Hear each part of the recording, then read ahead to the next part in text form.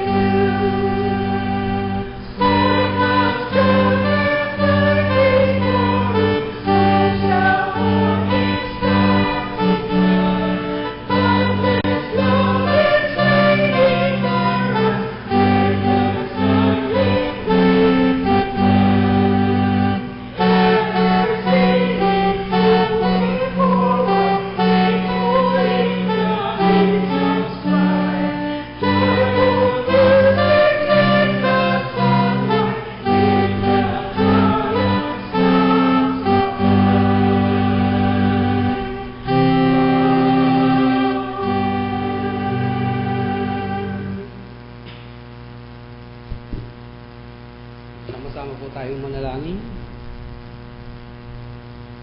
Panginoon, una po sa lahat ay pinasasalamatan ka namin sa lahat ng mga biyaya at pagpapala na walang sawa mong pinagkaloob sa bawat isa sa amin. Lalo't higit sa biyaya ng buhay at kalakasan na aming tinataglay sa araw-araw. Panginoon, naririto po kami sa iyong bahay-sambahan upang ikaw ay dakilain at purihin. Hinihiling po namin na ang magdadala ng mensahe ng iyong magandang balita sa hapon ito ay gabayan mo ng Espiritu Santo. Bigyan mo po kami ng inspirasyon at kasiglahan upang ang iyong banal na salita ay aming maisabuhay. Kami nawa ay magsilbing liwanag sa aming kapwa at sa tuwina ay makita ka sa aming pamumuhay bilang Kristiyano. Ang lahat ng ito ay aming panalangin sa matamis na pangalan ni Jesus. Amen.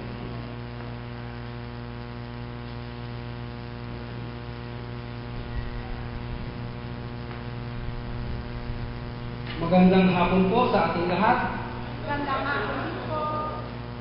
Tunghayan po natin ang ating mga balita at malasakit sa ating Maging Bulletin. Ngayong Agosto po ay Mission Month. Sa August po ay morning devotion with Maging Memorial School at 7 o'clock po. Sa 5 naman po ng August ay paghahatid ng komunyon sa mga may sakit at matatanda. Ito po ay sa alas 8 ng umaga hanggang alas 2. Sa August 6 naman po ay prayer meeting na gaganapin dito sa ating bahay social hall. Ganap na alas 5:15 na nga po. Sa August 8 naman po ay 9 days memorial service para sa iyong mga kapatid na Nineta Beltran at Magil Social Hall at Daparas Dos po. Sanay naman po ay Isbilinda Service Deborah from Duisburg, Germany sa Los Baños, Laguna po. Sa STC pero with CYF Magil. Sa 10 naman po ng August ay 11 Sunday after Pentecost, Vesper. Speaker po ay si kapatid na lay worker Sophia Ilag. Patiin po natin ang may mga birthday ngayong buwan ng Agosto. Ngayon pong araw na ito ay magdiriwang po ng birthday ang ating kapatid na si Dennis Nicanor de Llosa, Hannah Joy de Cruz. Mangyari po ay kung tumayo po, kung siya po ay narito. Sa 4 naman po ay si Anita Dacer, Miriam Frias at Elba Oceana. Sa 6 naman po ay si Nieves Jala, John Lee, Jennifer Soleta, at Eric Alfaro. Sa 7 naman po ay si Brian Bastillas, Dennis Owen Bongad, at sa 8 naman po ay si Kurt Rigor Rosario.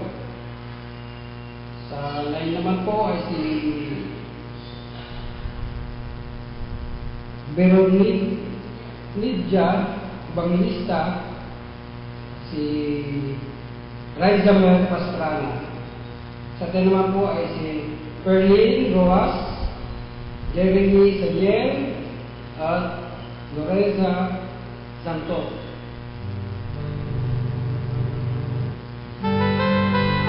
Kahit lahat ay umawit. Maligayang bati, maligayang araw, maligayang bati na iyong pagsilang, sumainyo nawa ang kalakutan, kalalawain lumawin ang buhay. Maligayang bati, maligayang araw, maligayang bati na iyong pagsilang, sumainyo nawa ang ligayang tunay, kalalawain lumawin ang buhay.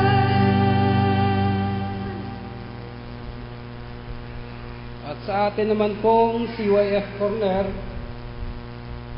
meron pong maganap na CYF Mission Month activity entitled Walking with Jesus. Ito po ay sa August 24, Sunday po. At gaganapin sa DSWD Lucena. Ang layunin po nito ay to bring happiness to the children of DSWD Lucena by having fellowship with them and giving slippers as a sign of God's love and care for them. Bukas po ang mga kabataan para sa financial support at iba pa. Mangyari ko lang po ay makapag-sugayan sa tanggapan.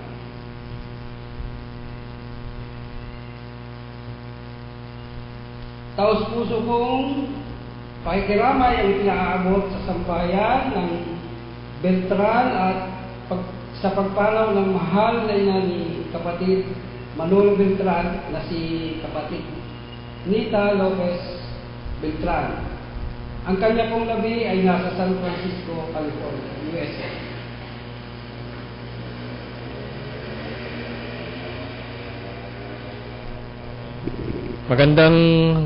Magandang hapon po sa ating lahat.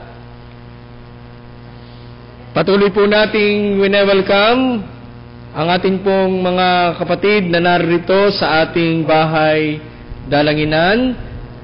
Welcome po sa bawat isa sa atin at isang makahulugan at makabuluhang pagsambat, paglilingkod ang ating pong patuloy na pinapaabot sa ating Panginoong Heso Kristo. Wine-welcome din po natin yung patuloy na nanunood at nakikinig sa atin sa pamamagitan ng ating Ustream Live. So, wine-welcome po ang bawat isa. Baka po meron tayong bisita, bagong dating, bagong mukha, pwede po pang tumayo? Kung wala na po, patuloy po namin kayong wine-welcome. Kung wala na po tayong balita, tunay na ang ating Panginoon Kristo ay nasa ating kalagitnaan. Patuloy po tayong matuwa at magalak sapagkat kailanman hindi niya tayo iniwan. Sa pamamagitan niyan mga magulang ko't mga kapatid, tayo pong lahat ay tumayo. Tayo po'y magbatian sa isa't isa, magmano mga bata sa nakakatanda. At tayo din po ay umawit.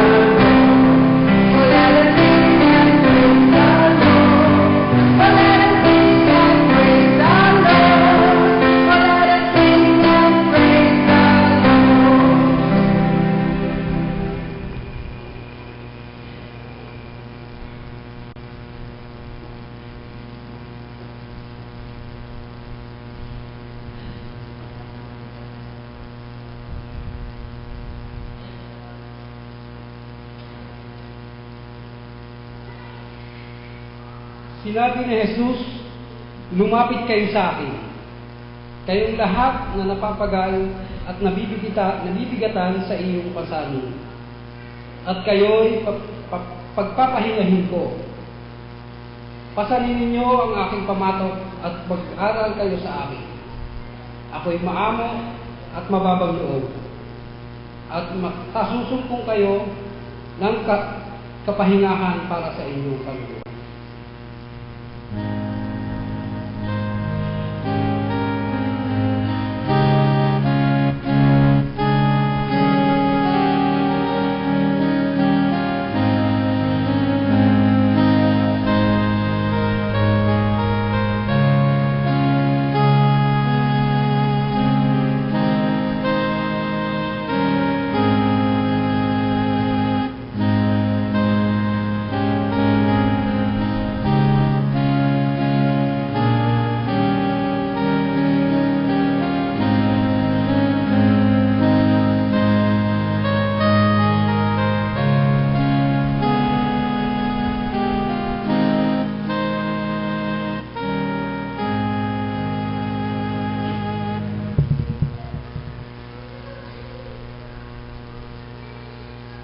Kaya't ako na isang bilanggo dahil sa Panginoon ay namamanhik sa inyo na mamuhay kayo gaya ng nararapat sa tinawag ng Diyos. Kayo'y maging mapagpakumbaba, mabait at matyaga, magmahalan kayo at magpaumanhinan. Pag sumakitan ninyong mapanatili ang pagkakaisa mula sa Espiritu sa pamamagitan ng buklod ng kapayapaan. Iisa lamang ang katawan at iisa rin ang Espiritu. Gayon din naman, iisa lamang ang pag-asa ninyong lahat, dulot ng pagkakatawag sa inyo ng Diyos. May isa lamang Panginoon, isang pananampalataya at isang bautismo. Isang Diyos at Ama nating lahat, siya higit sa lahat, gumawa sa lahat at sumasa lahat. Papurihan natin ang Diyos na dakila.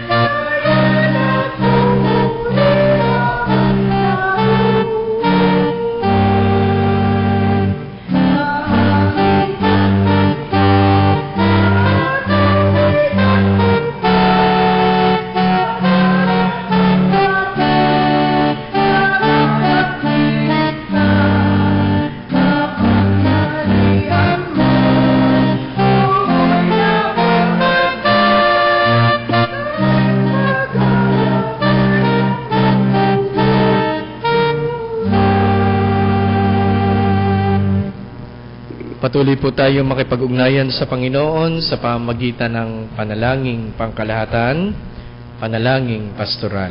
Tayo po ay manalangin. O Diyos na makapangyarihan sa lahat, isang magandang hapon po ang patuloy naming ipinaabot sa iyo at narito po kami na iyong mga anak na patuloy na ikaw ay sinasamba sa Espiritu at sa katotohanan. Bago po ang lahat, o aming Panginoon, sa amin pong buhay, sa araw-araw, kami po ay patuloy na nagkakasala sa aming puso, sa aming kaisipan, sa aming pagsasalita, lalo tigit sa aming pagdilingkod. Kaya naman, o aming Panginoon, amin po itong idinudulog sa iyo, inilalapit sa iyo upang kami iyong patawarin.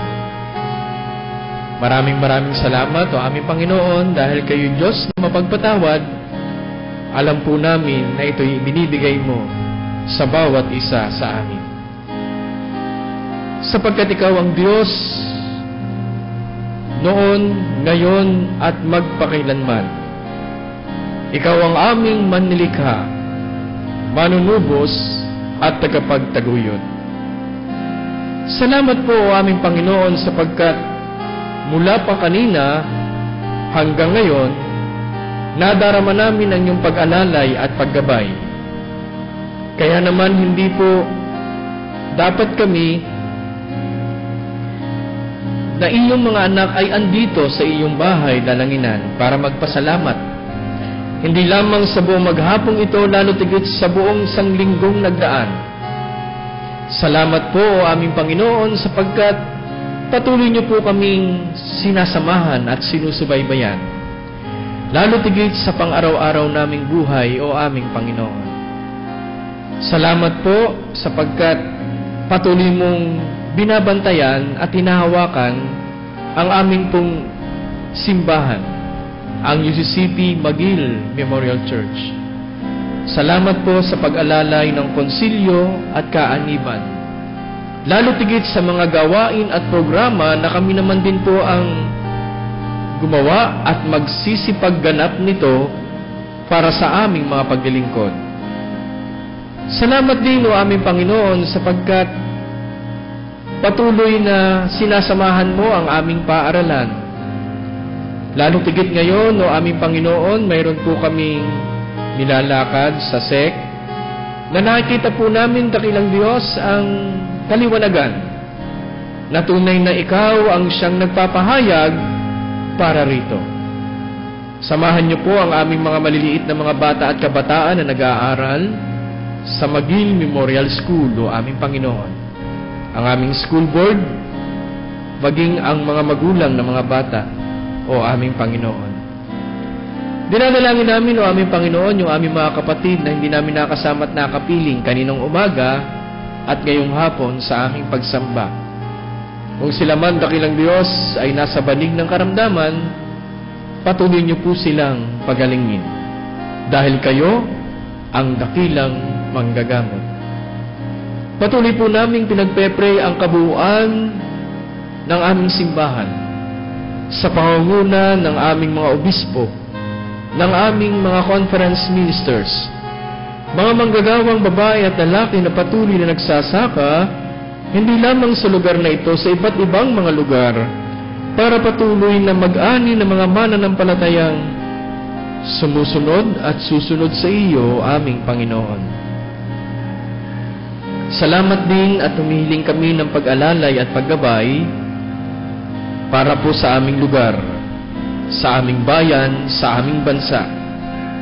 Tunay na napakaganda po ng ipinahayag ng aming mahal na Pangulo, pero kulang at kulang pa rin ito dahil marami pa rin pong kapos sa buhay, O aming Panginoon. Alam namin, dakilang Diyos, na nariyan ka para samahan mo ang bansang Pilipinas, ang buong mundo.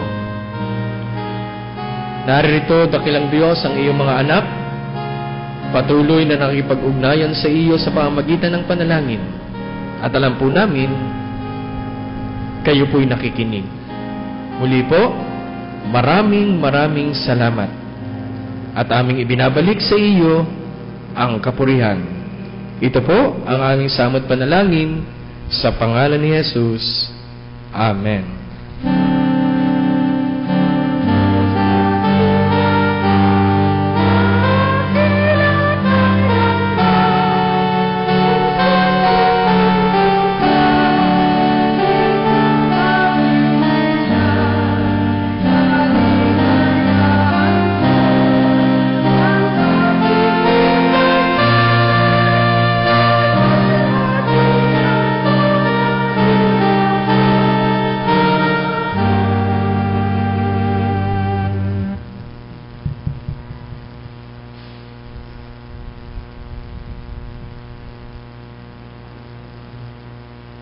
Sinabi ni Jesus, ako ang puno ng ubas.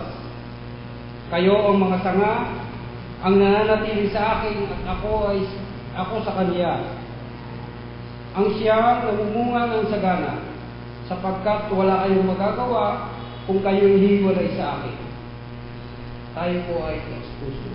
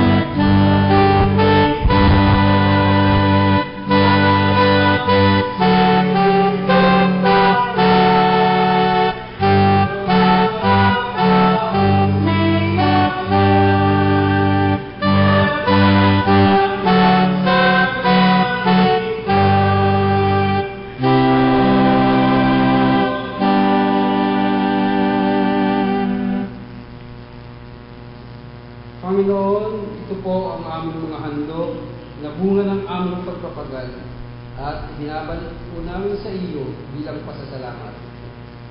Naway magamit po ito sa pagpapalaganap ng iyong ministeryo sa lupa. Amen.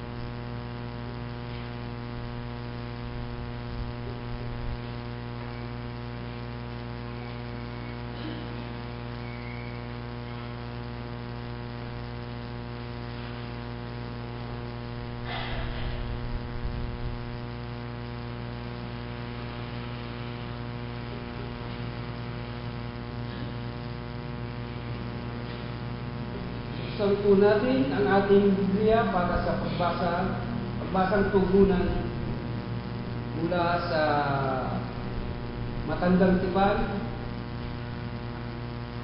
Awit 51, Kabanata 51, talata 1 hanggang 19.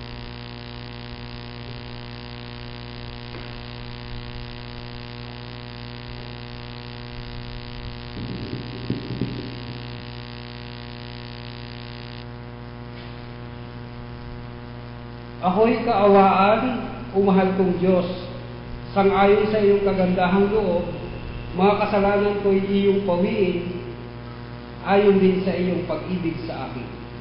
Linisin mo sana ang aking karumhan at ipatawad mo yaring kasalanan. Ang pagsalansang ko ay kinikilala, laging nasa isip ko at alaala. Sa iyo lang ako nagkasalang tunay, ang nagawa ko'y di mo nagustuhan. Kaya may matuwid na ako'y hatulan, marapat na ako'y iyong parusahan.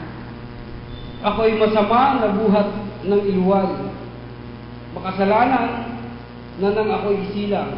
Nais mo sa aking isang pusong tapat, puspusin mo ako ng dunong mong wagas. Ako ay linisin, sala ko'y hugasan, at ako'y puputi ng walang kapantay. Sa galak katuwa, ako ay puspusin, at muling babalik ang galak sa akin. Ang kasalanan ko'y iyon ang limutin. Lahat kong nagawang masama ay pawiin. Isang pusong tapat sa aking likain, bigyan mo, Diyos, ng bagong damdamin. Sa iyong harapay, huwag akong alisin ang espiritu mong papaghariin. Ang galak na dulot ng iyong pagliligtas, ibalik mo at ako ay gawin mong tapat. Kung magkagayon na aking tuturuan sa iyo lumapit ang makasalanan. Ingatan mo ako, Diyos kong manunubos, ang pagliligtas mo ay galak kong ibabanto. Turuan mo akong makapagsalita at pupurihin ka sa gitna ng madla. Hindi mo na nais ang mga paghandog, kahaing sinunog, di ka nalulugod.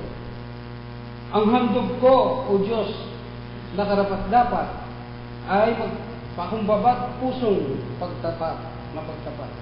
Iyong habagan, O Diyos, ang Sion, yaong Jerusalem ay muling ibangon. Sabay-sabay tayo. At kung makagayon, ang handog na hay dala sa dambana, turong susunugin, malugod na ito'y iyong tatanggapin.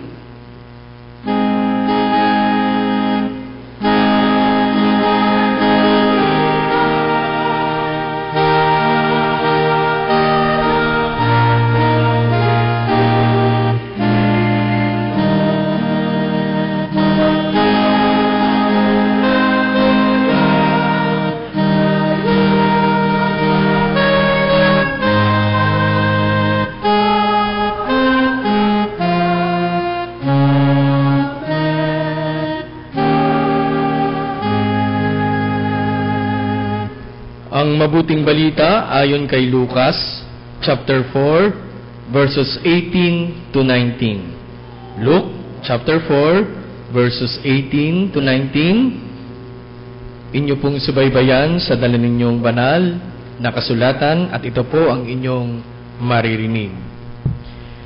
Sumasa akin ang Espiritu ng Panginoon, sapagkat hinirang niya ako upang ipangaral sa mga dukha ang mabuting balita.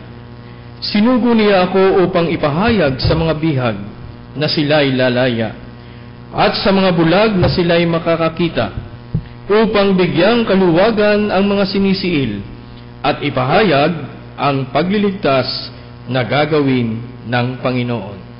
Patuloy tayong pinagpapala ng Diyos sa pagkabasa at pagkaig ng bahaging ito ng banal na kasulatan.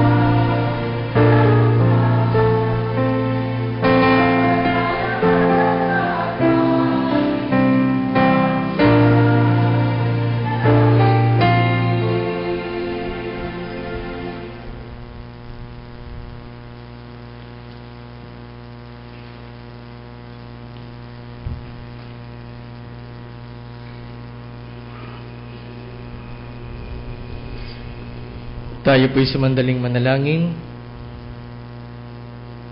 Diyos ng pag-ibig at katuwiran, kami iyong tinawag at pinagsama-sama sa dakong ito mula sa iba't ibang kaabalahan at lugar na pinanggalingan. Kami po'y naririto upang minsan pa ay ipahayag sa iyo ang aming matapat na layuning makapaglingkod sa iyo at sa aming kapwa. Patuloy po ninyong palalimin ang diwa ng misyon na hangad ninyong aming ipagpatuloy. Bigyan po ninyo kami ng kalakasan, katalinuhan at determinasyon na isulong ang misyon inyong pinasimulan. At sa pagsasama-sama naming ito, ay iyo kaming pangunahan upang lubos kaming mapuspos ng diwa ng pagkasi para sa iyo. Sa pangalan ni Jesus, ito ang aming dalangin. Amen. Atin pong palakpakan ang nagandog sa atin ng awit. Lahok-lahok na po yan. Meron diyang school board, may lay worker, may bose, may elder, merong ding CWA. Yan. Salamat po sa mensahe sa awit. Ganon din po ang Tadyo sa siblings na kanina ay naghandog sa atin ng awit. Atin po silang palakpakan. Kagaya po ng aking pinananawagan, baka po may gustong kumanta, lalo tigituwing hapon. Ano po? Pakipagkita po sa inyong lingkod at malayang-malaya tayo makakapag-alay ng mga awiting makalangit para sa Panginoon. Mga magulang ko't mga kapatid, nagpapatuloy po tayo sa panahon ng Pentecostes, na nagbibigay diin sa panahon ng ang mga disipulo ay binautismuhan sa banal na Espiritu. Ang Kristo na kaniyang nakilala sa Galilea ay nasa kanila na ngayon sa pamamagitan ng banal na Espiritu. Ang kaloob ng banal na Espiritu sa mga disipulo ay may dalawang maningning na kahulugan. Una, mayroong pagpapataw ng kapangyarihang espiritual para sa mga alagad. At ang kapangyarihang ito ang nagbunsod sa unang mga Kristiyano para maging epektibong saksi. Pangalawa, dito nagsimula ang kagyat na pagsunod ng mga alagad, lalo tigit nung panahong tinawag sila ng ating Panginoong Jesucristo sa atas na humayo sa buong sanglibutan upang mangaral, magpagaling, at magturo. Ano po ang mabuting balita? The good news ng ating Panginoong Jesucristo sa hapong ito, mga magulang ko at mga kapatid. Ngayong buwan ng Agosto, Mission and Evangelism Month. Pinamagatan natin itong ang misyon ng Iglesia, ipahayag ang mabuting balita sa mundo.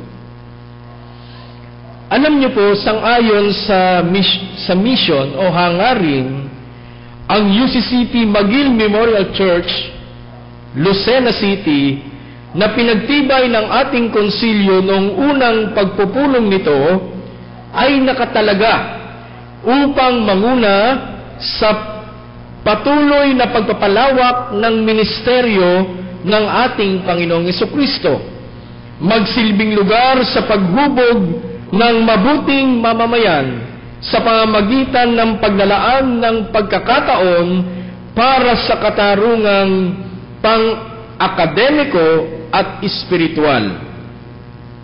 Maging tapat na pagbibigay o sa pagbibigay ng mga tinatangkilik, magkaroon ng malalim na ugnayan sa loob at labas ng iglesia at may programa sa pagpapalawak ng bilang at pagpapatatag ng kapatiran.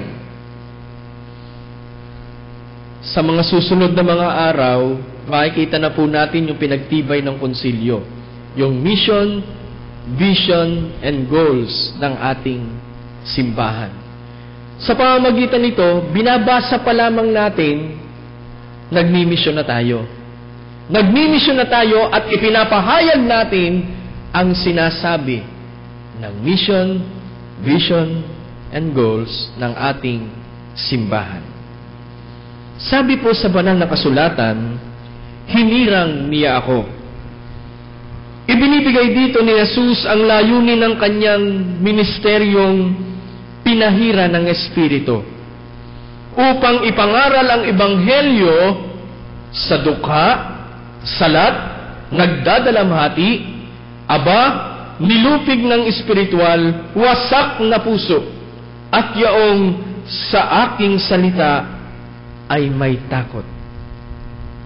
Kapag tayo ay mayroong kinatatakutan, walang iba kundi ang ating Panginoong Jesucristo, sa pagtingin na siya ang ating Panginoon, yung pong tinatawag ng mga dukha, ang sinasabing kanyang patuloy na pinangangaral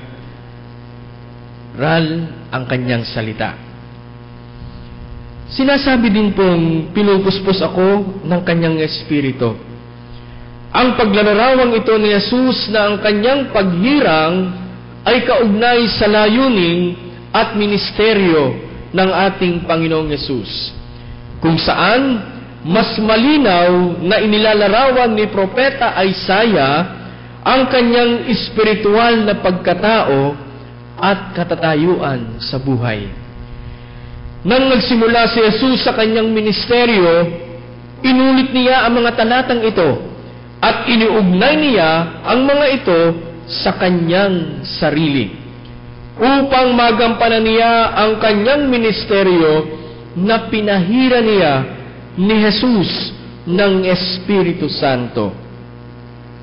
Una, dahil nagkaloob sa kanyang ministeryo sa pamamagitan ng ang pagpapahayag ng mabuting balita sa may hirap, mapagpakumbaba at mga nagdadalamhati. Pangalawa, ang pagpapagaling at paggapos sa mga espiritual at pisikal na may sakit at maging ang mga wasak ang puso. Ikatlo, ang pagsira sa tali ng kasamaan at pagpapahayag ng kalayaan mula sa kasalanan. At ang ikaapat, ang pagbubukas sa espiritual na mga mata ng mga nawawala upang makita nila ang liwanag ng Ebanghelyo at sila ay maligtas.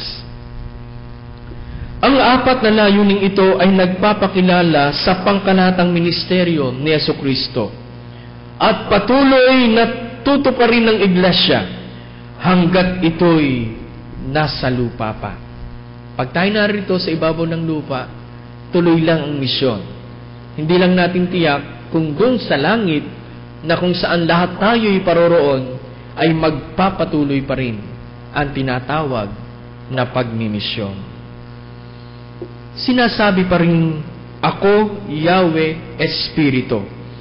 Ipinapahiwatig ng talatang ito sa matandang tipan ang doktrinal na banal na Trinidad. Si Yahweh, ang kanyang Espiritu, at ako, o si Jesus. Panahon upang lupigin lahat ng mga kaaway. Hindi isinasama ni Jesus ang katagang ito nang ulitin niya ang propesiyang ito dahil sa panahon upang lupigin ang mga kaaway ay hindi magaganap hanggang sa kanyang muling pagparito. Ang muling hatol sa mga makasalanan ay magaganap sa panahon ng dakilang kapighatian at sa muling pagparito ni Kristo dito sa lupa. Una, upang pagalingin ang mga sugat at api. Ang kagalingang ito'y patungkol sa kabuuang pagkatao, kapwa pisikal at espiritual. Pangalawa, upang buksan ang mga espiritual na mga mata ng mga binulag ng sanglibutan at ng masasama. Nang sa gayon, sila'y makakita ng katotohanan na sinasabi ng mabuting balita ng Diyos. Pangatlo, upang ipahayag ang oras ng tunay na paglaya at pagkaligtas mula sa paghahari ng kasamaan, sa kasalanan, sa takot, at sa sala. Sa katapusan, mga magulang ko't mga kapatid, lahat ng napuspos ng Espiritu ay tinatawag upang makibahagi sa ministeryo ni Jesus. Sa ganitong kaparaanan, upang magawa ito, ay dapat tayong magkaroon ng malalim na kabatiran sa matinding pangangailangan at kahirapan na ibinubuga ng kasalanan at kapangyarihan ng masama. Isang kalagayan ng pagkaalipin sa kasamaan, pagwasak ng puso, pagkabulag ng espiritual, at matinding pagkahapis.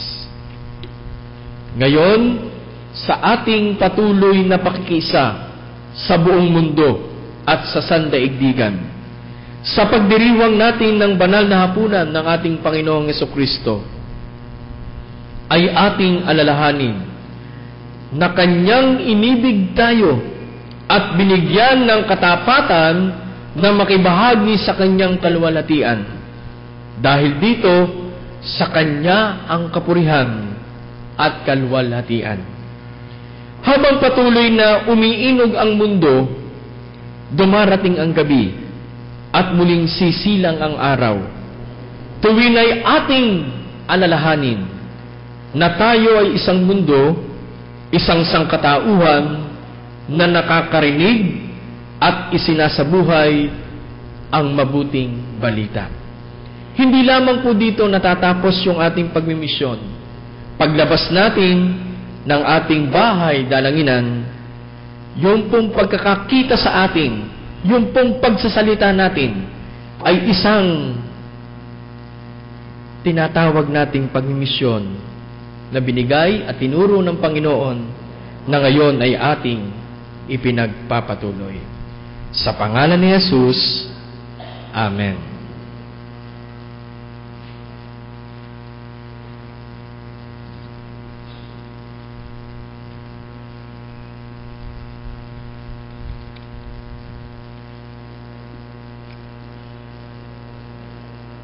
Tayo pong lahat ay magsitayo. Buksan po natin ang ating naryo ng Maging Memorial Church sa page 272. Oh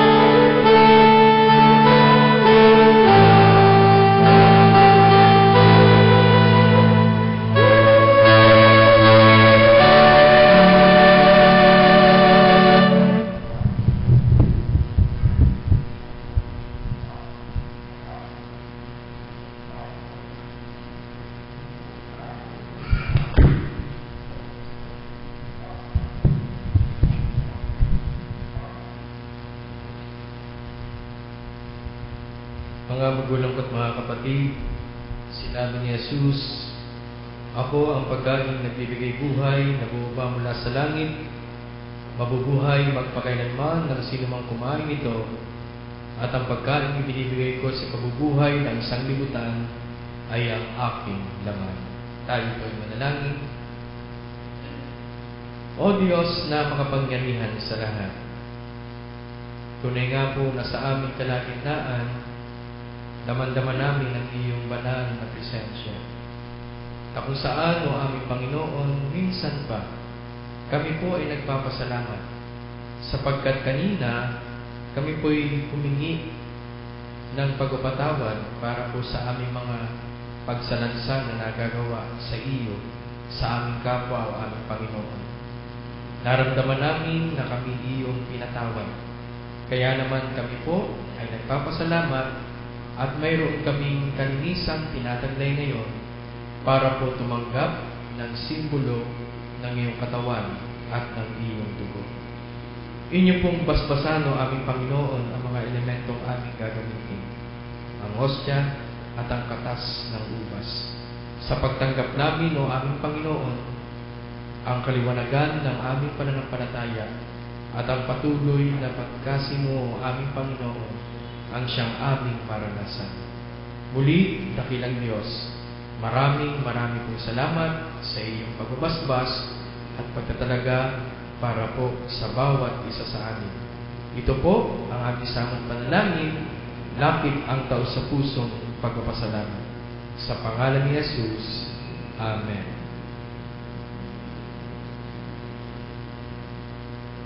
Mga magulang at mga kapatid, mula pa rin po sa banal na kasulatan, mula po sa sulat ni Pablo sa mga taga-Korinto, ang ating Panginoong Jesucristo kasama ng kanyang mga alagad sa buong maghapon at gabi na paglilingkod, sa pamamagitan ng pagpapahayag ng kanyang salita, ng pagpapagaling at pagpapakain.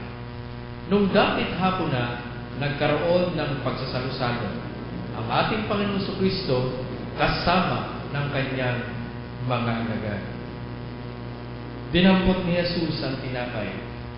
Matapos makapagpasalamat, kanya itong pinagpira-piraso. Iniabot at ibinahagi sa kanyang mga alagad at sinabi, "Ito ang aking katawan na nahati dahil sa inyo.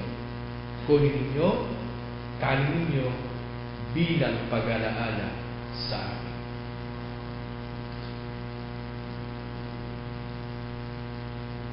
Matapos makapaghapunan ang ating Panginoong Jesucristo sa 10 ng kanyang mga alagad, dinampot naman ni Saro. Muli siyang nagpasalamat, iniabot at ibinahagi sa kanyang mga alagad at sinabi, "Ito ang saro ng aking mabuting balita, ang dugo na nabubuo dahil sa inyo. Kunin ninyo, inumin ninyo bilang pag-alaala sa akin." Sapagkat sa tuwing tayo kakain ng tinapay at iinom sa saro ng ating Panginoong Jesucristo, patuloy natin sinasabuhay ang kanyang kamatayan, ang kanyang pagkabuhay, at ang muli niyang pagparito. Mga magulang at mga kapatid, tanggapin po natin ng mayroong kaluguran ang simbolo ng katawan at dugo ng ating Panginoon Jesucristo.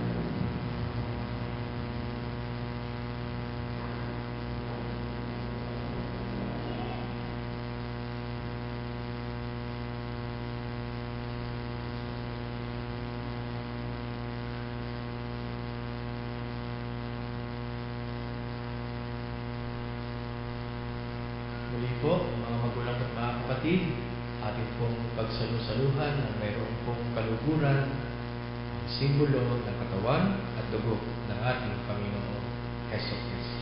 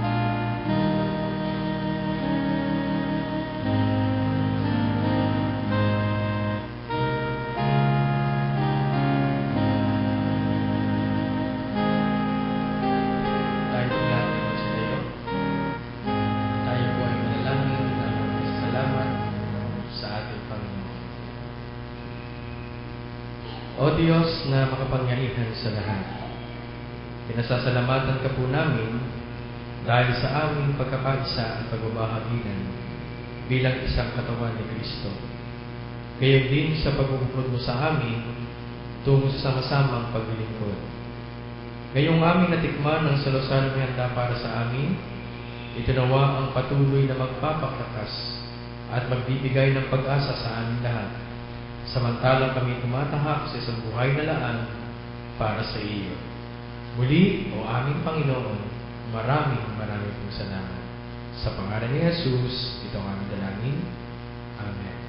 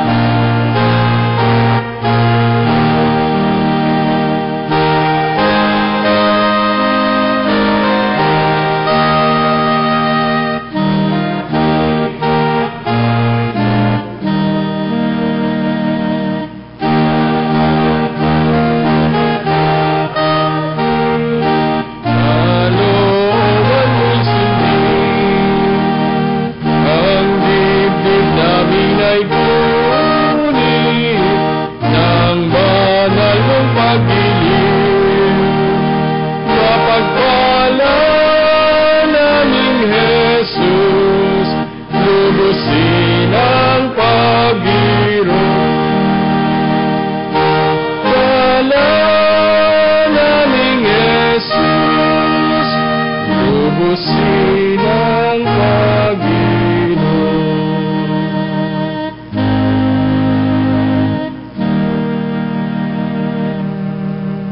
Tunay o aming Panginoon, kami po ay pinagpala sapagkat sa gabing ito, nadama namin ang iyong banal na presensya sa aming kalagitnaan. Salamat po sapagkat sa bawat pag-awit namin, ikaw ay umaawit. Sa bawat pagninilay namin, ikaw ang aming napapakinggan. Sa aming pakikisalo sa iyong hapagkainan, nakasalo ka namin. Maraming salamat o aming Panginoon, sapagkat ang iyong mga anak ay patuloy na nagtatalaga ng kanilang mga sarili sa iyo lamang. Dalangin namin o aming Panginoon, na sa bawat tahanang aming kinabibilangan, ikaw ang siyang naroroon at ikaw ang siyang patuloy na maghahari, upang ang pagmamahalan, pagbibigayan, pagsusunuran, ang siyang manatili doon o aming Panginoon. Pinagpe-pray din po namin, dakilang Diyos, ang mga nanonood at nakikinig sa amin. Hawakan niyo po sila, abutin niyo po sila o aming Panginoon, at patuloy na ikaw ay kilanlin bilang aming Panginoon ng buhay at kasaysayan. Amin pong tinatapos ang aming pagsamba sa gabing ito, aming Panginoon, at babaunin namin ang lahat ng aming narinig, napakinggan. At sa tuwing kami po ay magpapahayag ng iyong mabuting balita, lalo tigit sa aming kapwa, bubuksan namin po ito bilang tuntungan ng lahat ng aming sasabihin o isasagot sa mga katanungan. Kami po ay babalik sa aming mga tahanang kinabibilangan o aming Panginoon. Ingatan niyo po kami. Kami po ay magpapahinga sa gabing ito, samahan niyo po kami. At bukas, ipagkaloob niyo po sa amin ang isang umagang kay ganda na malalakas ang aming lupang katawan at patuloy kaming tumugon sa hamon ng paglilingkod. Ang patuloy na pag-aaral ng mga maliliit na mga bata at kabataan at ang patuloy na paghahanap buhay ng aming mga magulang. Sa amin pong pansamantalang pag-iwahiwalay o aming Panginoon, mula po sa isang makahulugan at makabuluhang pananambahan, tanggapin po ng bawat isa sa amin ang iyong mayamang pagpapala, biyaya, pag-ibig, bendisyon na sasambitin ng inyong abang lingkod. Pagpalain kayo ng Panginoon at ingatan kayo. Paliwanagin ng Panginoon ang kanyang mukha sa inyo at mahabag sa inyo. Ilingap ng Panginoon ang kanyang mukha sa inyo dahil kayo'y kanyang mga anak, patuloy niya kayong mamahalin. Sa pangalan ng Diyos Ama, ng Diyos Anak, at Diyos Espiritu Santo. Amen.